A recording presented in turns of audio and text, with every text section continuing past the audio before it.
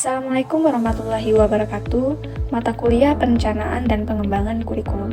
Topik 4, penilaian dan evaluasi pemahaman dalam UBD kemampuan berempati. Saya, Ariska, dengan NPM A1PL23089. Pada kesempatan kali ini, saya membahas tentang penilaian dan evaluasi pemahaman dalam UBD kemampuan berempati. Nah, berikut ini literatur artikel pemahaman dalam UBD. Aspek kemampuan berempati. Berempati di sini merupakan proses larutnya perasaan seseorang terhadap penderitaan maupun kebahagiaan orang lain.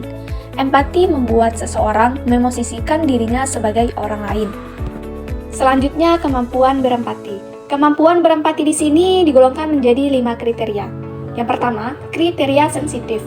Kriteria sensitif di sini kaitannya dengan kemampuan berempati ialah peserta didik peka terhadap permasalahannya. Peserta didik ikut merasakan apa yang dirasakan oleh orang lain dibangun oleh kesadaran diri. Dan adanya kemauan dalam diri peserta didik untuk peka terhadap perasaan orang lain. Seperti contoh, peserta didik mampu menjelaskan makna perilaku disiplin kepada temannya.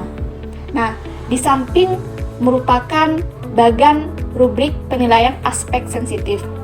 Yang kedua, kriteria terbuka. Kriteria terbuka di sini kaitannya dengan kemampuan berempati ialah peserta didik menerima tanpa paksaan. Dalam proses pembelajaran, peserta didik akan menerima dengan sepenuh hati tanpa ada paksaan dari dirinya sendiri. Seperti contoh, peserta didik dapat menyampaikan gagasan saat diskusi dalam kelompok. Nah, di samping adalah rubrik penilaian kriteria sensitif. Yang ketiga, kriteria reseptif.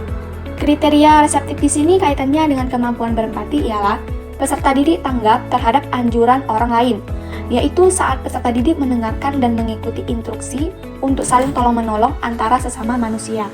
Maka peserta didik menerapkan dengan tanggap sosial. Contoh, peserta didik mampu menerima dan memperbaiki pernyataan dalam diskusi dalam kelompok. Nah, di samping ini ialah rubrik penilaian aspek reseptif. Selanjutnya yaitu yang keempat, kriteria perseptif. Kriteria perseptif di sini kaitannya dengan kemampuan berempati ialah peserta didik memiliki kesadaran yang tajam. Peserta didik cepat melihat, memahami, atau menyadari sesuatu. Contoh, peserta didik menemukan perbedaan penyampaian perilaku disiplin yang baik maupun yang buruk. Dan yang terakhir yaitu kriteria taktis.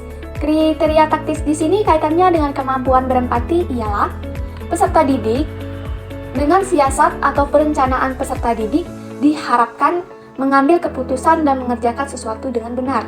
Contoh, peserta didik mampu berperan sebagai mediator dalam forum diskusi untuk mencapai hasil kesepakatan kelompok. Demikian penjelasan materi pada hari ini.